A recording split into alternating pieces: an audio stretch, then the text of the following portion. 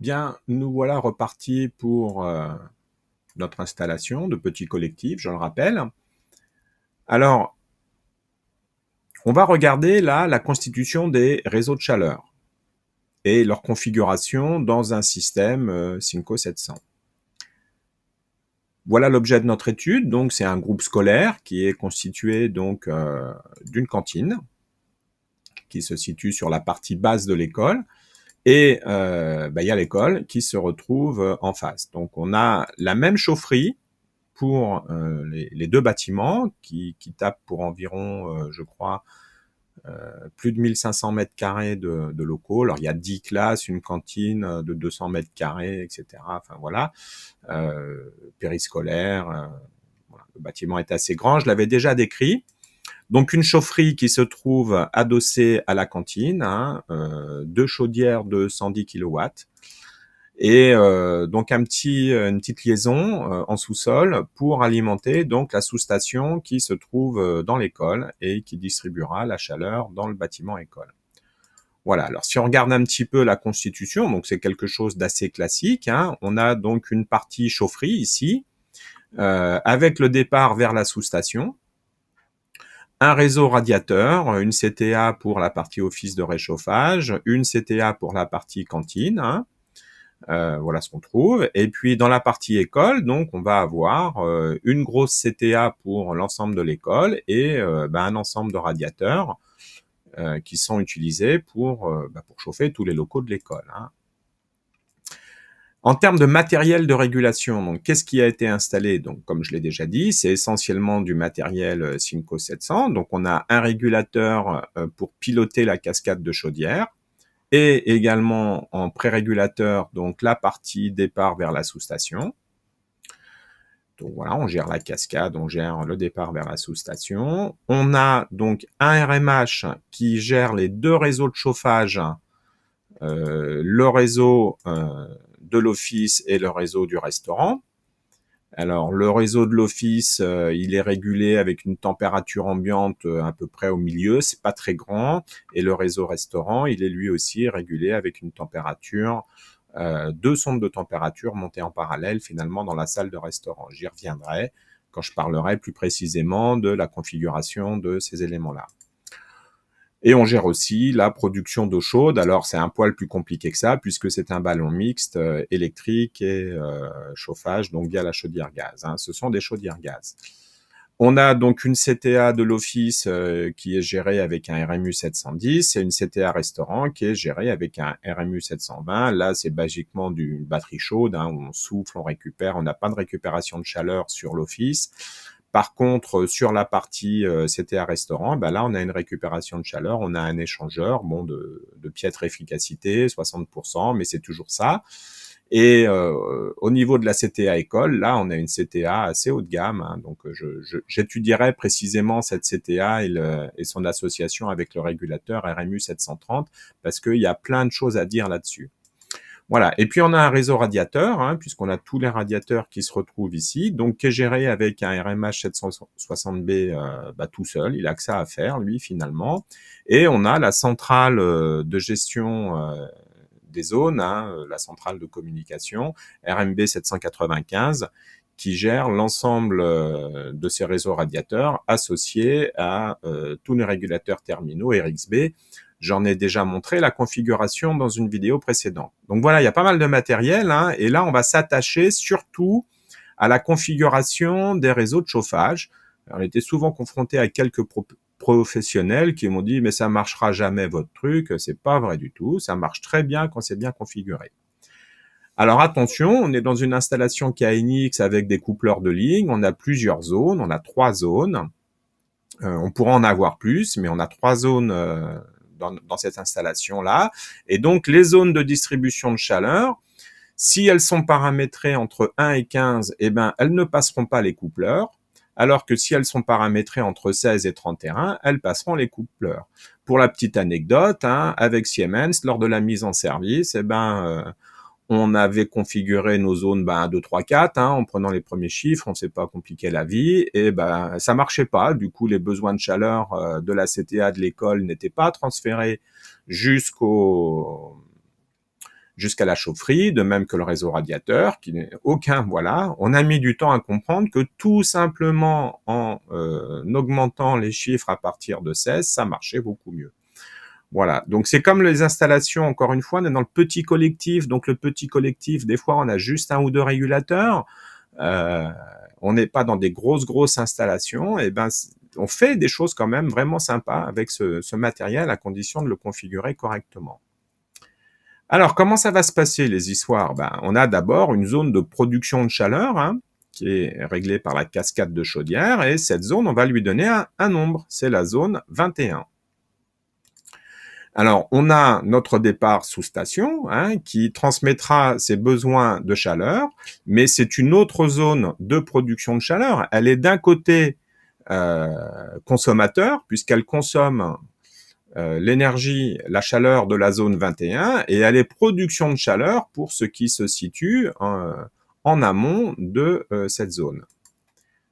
Alors, pour configurer ça, on va tout simplement aller dans notre RMK 770, on va aller paramétrer ça, zone de distribution de bus, et on va mettre les zones, donc zone de distribution de chaud 21, zone de distribution de chaleur côté consommateur. Alors moi, je trouve que la terminologie employée pour traduite par Siemens n'est pas n'est pas tout à fait juste. Alors bon, distribution de chaud, ouais, production de chaleur, côté consommateur, zone 22, voilà, bon, c'est pas, je trouve pas ça forcément top. Mais bon, voilà ce qu'il fallait faire pour la cascade.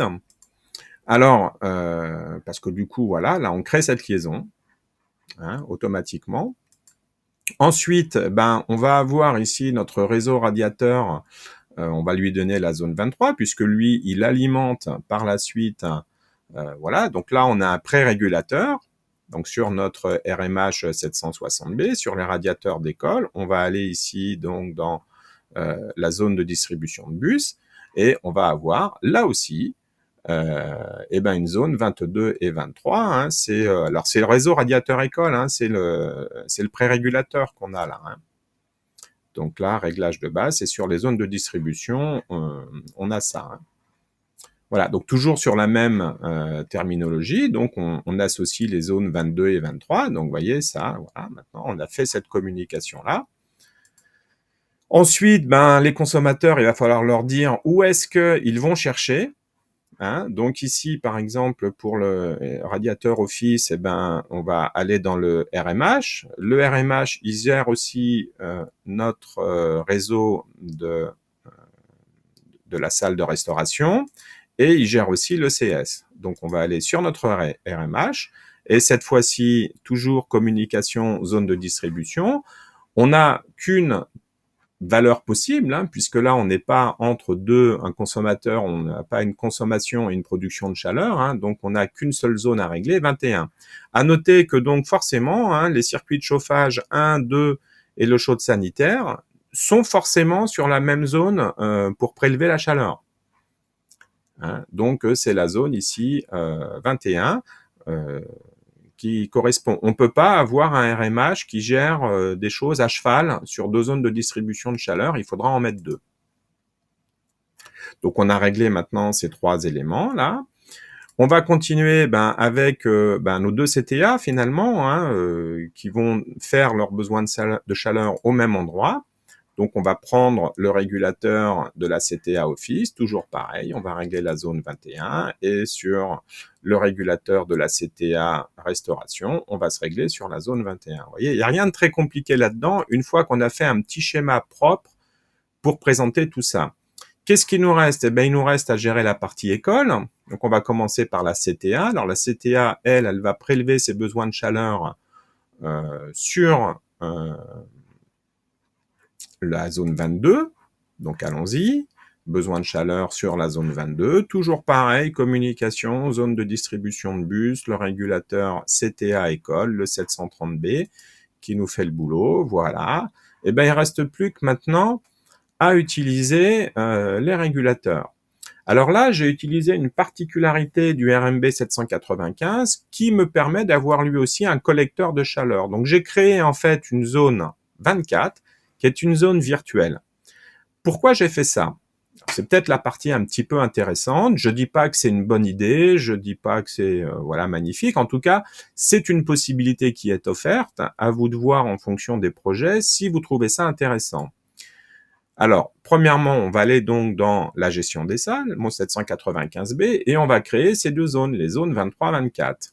OK, donc j'ai géré ici une zone complémentaire qui va émettre ses besoins de chaleur à la zone 23 et qui va être capable de collecter des besoins de chaleur d'autres consommateurs. Alors, à ce moment-là, on a la possibilité de regrouper plusieurs régulateurs et de les envoyer au niveau 24, ce qui me permet d'avoir un premier mode de configuration pour ces régulateurs-là. Je peux demander à certains régulateurs d'envoyer directement leurs besoins de chaleur à la zone 23. Et je peux demander à des régulateurs d'envoyer leurs besoins de chaleur à personne. Ben pourquoi? Alors, par exemple, on le verra un peu plus précisément quand on regardera comment se configurent les réglages pour le fonctionnement des besoins de chaleur et on verra que c'est particulier pour les régulateurs RXB ou les CTA. On verra qu'il y a une particularité. Mais je vais aborder déjà le principe. Le principe est de dire, en gros, il peut nous faire celui qui demande le plus ou nous faire la moyenne des demandes. Un régulateur qui serait tout seul, par exemple le périscolaire, quand il est tout seul, je préfère qu'il envoie directement ses demandes de chaleur à la zone 23. L'infirmerie ou la direction, je n'ai pas envie qu'à eux tout seuls, ils fassent grimper la production de chaleur de manière forte. Donc en fait, infirmerie, direction, salle des maîtres, qui sont des toutes petites salles, ce sont des salles qui doivent s'adapter aux besoins de chaleur existants dans l'école. Les seuls besoins de chaleur qui sont pris en compte, ce sont les salles de cours, salles d'évolution, salles périscolaires. Voilà, et donc ça me permet un petit peu ici de mixer des réglages différents sur ce pré-régulateur ou sur celui-là en fonction de l'optimisation énergétique que je veux. Pour le dire rapidement, je vais plutôt prendre la moyenne des classes et je vais plutôt envoyer ici des salles qui peuvent fonctionner toutes seules en prenant le maximum. Vous verrez quand je ferai la vidéo suivante qui est le réglage des zones de régulation, là, des collecteurs de chaleur, vous verrez qu'on a ces deux réglages-là possibles, soit la valeur moyenne, soit la valeur max. Donc lui, il est réglé en max, lui, il est réglé en valeur moyenne. Voilà. Bon, rapidement fait, cette présentation des réseaux de chaleur, vous voyez que ça se fait et ça marche très très bien. Quand une salle se met en marche, paf, on a les régulateurs qui transmettent à la zone 24, qui transmet à la zone 23, qui transmet à la zone 22, qui finit par se répercuter sur la gestion de cascade, qui finit par se répercuter sur les chaudières. Ça marche très très bien. Alors autant évidemment de réactions, on verra qu'on a des temps de réaction qu'on peut régler. On voit les vannes qui s'ouvrent. Quand les vannes atteignent 100%, ça prend quelques minutes, l'ouverture des vannes radiateurs. Quand on atteint 100%, on commence à voir une augmentation de la consigne qui part ici, qui se répercute. La vanne s'ouvre dans un premier temps. Une fois qu'elle a passé ses 90%, elle transmet ses besoins de chaleur, etc., etc. Je reviendrai sur ce fonctionnement plus tard. Voilà, j'ai fait la petite partie là, configuration des réseaux de chaleur et présentation des réseaux de chaleur. Voilà, donc je termine en disant mes régulateurs RXB. Pour les salles prioritaires, on va aller directement sur la salle 23. Pour les salles tout court, on ira sur la salle 24. Et puis, quand on a des régulations qui sont au niveau infirmerie, direction salle des maîtres, la zone de distribution, on dira qu'elle n'est pas affectée. On est ici dans nos... Voilà. Alors, vous avez peut-être remarqué que là, ici, on est dans ACS. Et bizarrement, on ne peut pas régler ça. Alors, deux possibilités. Aller directement avec la console sur les appareils. Donc voilà, là, on règle les besoins de chaleur. Aller dans la partie mise en service d'ACS, basculer le régulateur en mode mise en service et modifier les zones. Ça, c'est notre possibilité. Ou alors, utiliser la partie paramétrage. Et là, on va avoir nos zones de distribution de chaud qui sont définies ici de manière un petit peu plus, je vais pas dire intelligente, mais voilà, le truc se fait un petit peu mieux comme ça. Alors, on a ici des zones qu'on crée, clic droit, ajouter une zone. Une fois que la zone est ajoutée, on peut lui donner son nom, on peut lui donner une adresse de zone. Par défaut, il va nous mettre 1, 2, 3, hein, donc par défaut, ça ne marchera pas, j'ai envie de dire, dans ce cas particulier. On va donc créer nos zones, et on va donc, pour chaque zone, glisser, déplacer les producteurs, les consommateurs, une fois qu'on a configuré un petit peu, qu'on a fait la partie mise en service et qu'on a dit qu'on avait des 23 voies, etc. sur chaque appareil, il va nous proposer naturellement qui peut être producteur, qui peut être consommateur, et donc on va glisser, déplacer les régulateurs, etc. dans les bonnes zones. Ici, vous voyez, là j'ai ma partie la gestion des salles qui fait producteur, consommateur, etc. Voilà. Et vous avez des connexions internes du RMK 770 qui va, lui, se dire, moi, je suis des deux côtés, donc je mets des connexions pour moi, et voilà. Et ça, vous pouvez pas y toucher. Donc ça, il faut le faire, et après, il faut recharger la configuration de tous les appareils, de tous les RXB, l'ensemble de la configuration des appareils. Là, pour le coup, il faut l'envoyer. L'autre possibilité, alors pour les RXB, on n'a pas de console, alors sauf avoir un outil particulier que personnellement je n'ai pas. On peut aussi passer par ETS pour configurer, parce que dans ETS, vous voyez, pour un RXB, on a accès à la zone de distribution de chaleur, à condition à bien avoir configuré ici le mode LTE et le mode S. Donc à ce moment-là, on a bien la zone de distribution de chaleur qu'on peut faire. Mais rappelez-vous que quand on modifie sur ETS, la configuration n'est pas remise à jour dans notre paramétrage d'ACS. Donc, une fois qu'on a mis à jour nos régulateurs RXB, il faut jamais oublier de les redescendre, faire une lecture des paramètres sur le logiciel ACS pour garder une cohérence entre ces deux outils. Alors c'est un petit peu dommage, je trouve qu'on puisse pas tout faire à partir de l'outil Siemens, ou qu'on puisse pas tout faire très facilement. C'est un petit peu pénible. Ça s'améliore au fur et à mesure des versions d'ACS, mais ça reste un petit peu pénible en même temps que voilà. Bon, donc faut jongler et faut être précis dans ce qu'on fait. Après, c'est quelque chose qu'on fait une fois dans l'installation, si c'est bien fait. Mais une installation correctement gérée, ça évite de mettre une chaudière qui passe son temps à être à 70-80 degrés inutilement pour pouvoir répondre aux besoins de chaleur au cas où. L'objectif ici, ce sont des chaudières à condensation. La chaudière, elle condense quand elle est en fonctionnement à basse température. On a des réseaux de radiateurs basse température. On a toute la partie intersaison. Si nos chaudières, elles condensent pas dans cette partie-là de l'année parce qu'on la bloque à 80 degrés, on a perdu tout l'intérêt d'avoir une installation optimum en termes énergétiques. Bien sûr qu'on sait faire sans régler ses besoins de chaleur. C'est pas le problème. Le problème, c'est d'avoir une installation qui soit efficace énergétiquement. Voilà, la prochaine vidéo, je rentrerai plus en détail sur la partie configuration du collecteur de chaleur pour bien expliquer comment ça fonctionne. Alors, on regardera plus particulièrement celui qui est au niveau de la cascade, puisque lui, il récupère plein de demandes de chaleur. Et puis après, je ferai une autre vidéo pour regarder comment j'ai réglé l'ensemble de l'installation. Voilà, donc prochaine partie, le réglage des besoins de chaleur. J'espère que ces vidéos vous plaisent. N'hésitez pas à mettre un petit like ou à demander des précisions en commentaire. Bien sûr, si vous voulez voir des vidéos, n'hésitez pas à le demander en commentaire.